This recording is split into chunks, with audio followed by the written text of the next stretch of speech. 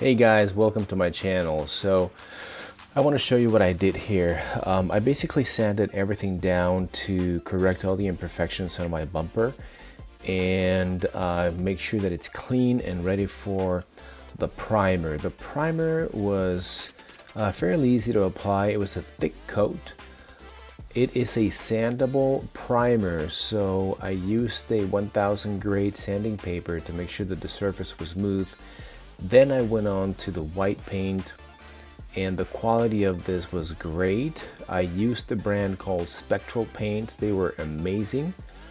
One can of paint was good enough to cover the bumper, one coat of the bumper. So I did multiple coats to make sure that I have a rich and thick coat on the bumper.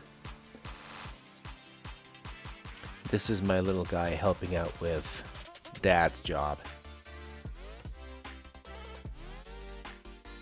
It took time to clean the front of the vehicle, and I smoked out the lights with vivid films. This turned out really good, and I was really anxious to see the final process.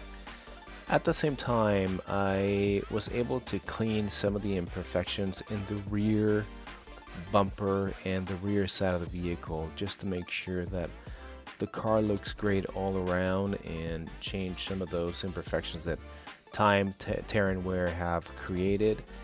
This is the bumper that is pretty much final, and at the same time, lined it up in front of the vehicle to make sure that I have everything I need for this to go back up.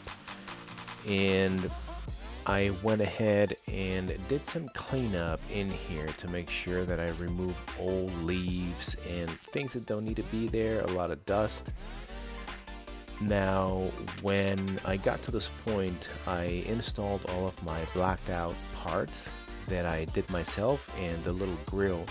I had to redo the grill because apparently the oval part of the 2014 model goes in first. This part over here that I also painted, originally was chrome, but I painted everything black just to give the vehicle a black type of theme. So once this part was ready to go, then the little grill at the bottom of the bumper was reinstalled so that it looks pretty much like this, which is now all final, and this looks phenomenal. It really gives this model a different look. Blacked out the lights and every single chrome part that was on this vehicle. I also want to show you the back of the bumper. I basically took time to label everything, particularly with the sensors, to make sure that they all go back in the same place, and I had to re-glue everything. And at the same time, there's no wrongdoing here. There's 4 screws that remove the lights on each side of the bumper, and then 4 screws that remove the chrome part of the grille. Very easy to do. The rest are clip-ons. Here we have the bumper lining up with the vehicle, making sure that we are above ground, and I used my dog beds for that. It gives me a few inches to be able to be at the right level to install every sensor cable that I have without really having to hold the bumper, which is really key. You need both hands to do this. And one of the issues that I encountered while doing this was being able to reach every sensor. And so I took this footage, making sure that that you have reached every single sensor before you get these clips back on, because otherwise you're going to limit yourself as to how much room you have. There's one long wire that goes all across the bumper from left to right, so you have to make sure that every plug is in before you secure the clips back on. This is looking phenomenally great. The car looks impeccable. The bumper looks great. It just gives it a brand new look. And finally, here we have the final product with everything back on. This was a really great project.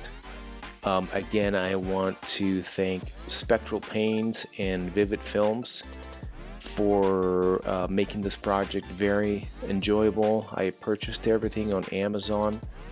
I probably spent about $200 redoing my bumper, and it looks just great, guys. So if you have any questions, feel free to shoot me a message and I'll try to respond as soon as possible. Please don't forget to subscribe to my channel, and I will see you on the next video. Thank you for watching.